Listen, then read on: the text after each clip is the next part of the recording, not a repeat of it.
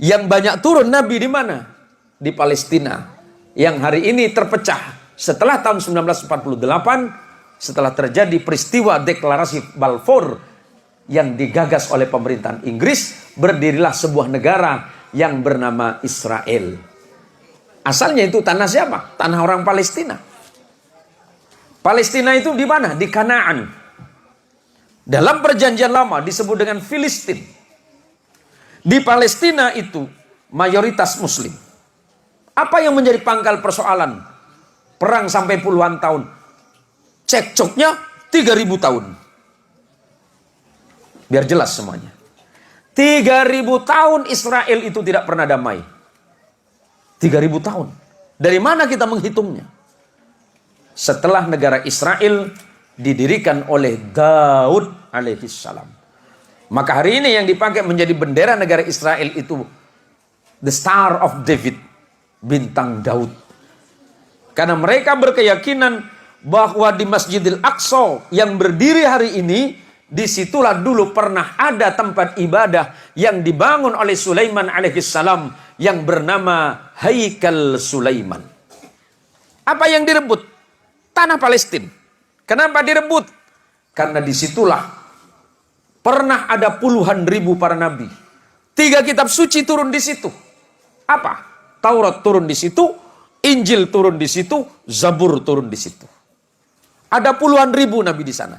Tapi yang dibunuh oleh Bani Israel itu ada 400 nabi yang dibunuh oleh kaumnya sendiri.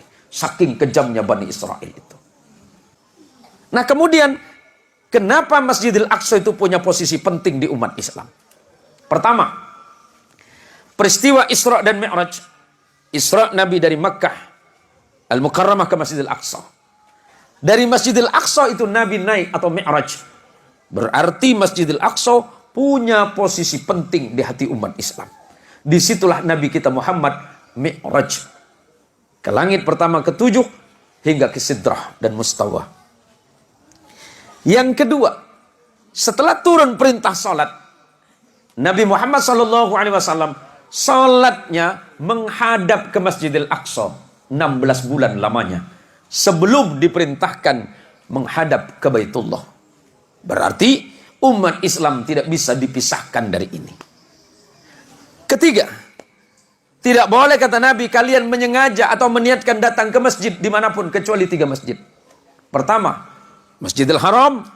Kedua, masjidku kata Nabi. Dan ketiga, Masjid Al-Aqsa. Keempat, sahabat Abu Dzar Al-Ghifari pernah bertanya kepada Nabi, "Ya Rasulullah, di manakah masjid pertama kali dibangun di dunia ini?" Pertama kata Nabi, Masjidil Haram. Setelah itu Masjidil Aqsa di Filistin dengan jarak 40 tahun lamanya. Ini yang tidak bisa kita hindari. Konflik yang terjadi hari ini sebenarnya bukan konflik baru.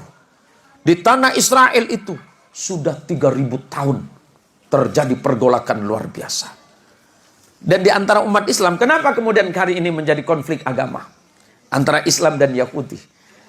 Karena di Palestina yang tanahnya tinggal 5% yang dirampas oleh Yahudi. Tanahnya tinggal 5%, Pak. Mayoritas Arab Islam. Kenapa saya menyebut Arab Islam? Karena ada Arab Kristen, Pak. Yahudi ada dari bangsa Arab, Yahudi masih banyak. Bahkan hari ini di tanah Arab itu banyak orang Arab yang tidak punya agama. Yang disebut dengan kaum Dahriyin. Orang-orang ateis banyak di sana. Palestina itu mayoritas Muslim. Tetapi di dalamnya juga banyak beragama Yahudi. Dan Kristennya juga banyak. Di Gaza, yang sering kita sebut dengan Gaza, di situ tempat lahirnya imam besar kita, madhab kita, Imam Syafi'i. Beliau lahir di situ. Di Israel, sebuah negara yang 9 juta penduduknya itu mayoritas Yahudi, tetapi ada Islam, Kristen juga ada. Jadi ini konflik yang aneh. Kalau dibilang konflik agama, bisa iya, bisa tidak. Kenapa? Karena yang diserang oleh Yahudi, di dalamnya juga ada Yahudi. Yang diserang oleh Hamas, di situ ada daerah namanya Ashkelon. Dalam bahasa Arab disebut dengan Asqalan. Tempat lahirnya Imam Ibnu Hajar al-Asqalani, penulis kitab Syarah Fathul Bari, yang beliau mensyarahkan kitab Sahih Bukhari. Biar jelas sejarahnya. Bagaimana simpati kita umat Islam? Kita doakan kepada Allah, mudah-mudahan konflik ini segera berakhir. Mudah-mudahan saudara kita yang muslim, yang wafat dari kemarin, Allah jadikan orang-orang yang syahid di jalan Allah Subhanahu wa ta'ala. Dan seluruh dunia hari ini harus bersama-sama menolak kekerasan atas dasar apapun. Apalagi itu terhitung sebagai genosida, pemusnahan etnis yang sangat luar biasa. Kita bersedih. Kalau saudara mau, doakanlah kepada Allah. Dan mari kita doakan kepada Allah, mudah-mudahan konflik Palestina dan Israel segera berakhir. Umat Islam di sana juga diselamatkan, dan manusia-manusia yang ada di dalamnya diberikan hidayah oleh Allah Subhanahu wa ta'ala agar segera perang ini berakhir.